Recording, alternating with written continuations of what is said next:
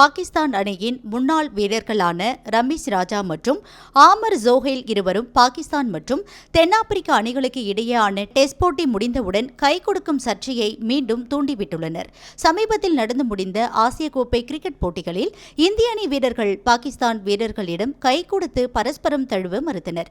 இதுவே பெரும் சர்ச்சையை ஏற்படுத்தியது. இந்நிலையில் புதன்கிழமை அன்று நடைபெற்ற டெஸ்ட் கிரிக்கெட் போட்டியில் பாகிஸ்தான் கிரிக்கெட் அணி தென்னாப்பிரிக்காவை 93 ரன்கள் வித்தியாசத்தில் வீழ்த்தியதின் பின் எதிரணி வீரர்களுடன் கை கொடுத்துவிட்டு சென்றனர். இதனை பார்த்த பாகிஸ்தான் அணியின் முன்னாள் வீரரான ஆமர் ஜோஹைல், இரண்டு அணிகளும் கைப்பிடிக்கிறது நல்ல விஷயம்தான், ஆனால் இது இப்போது வழக்கத்தில் இல்லாத ஒன்றாகிவிட்டது என்று விமர்சித்தார்.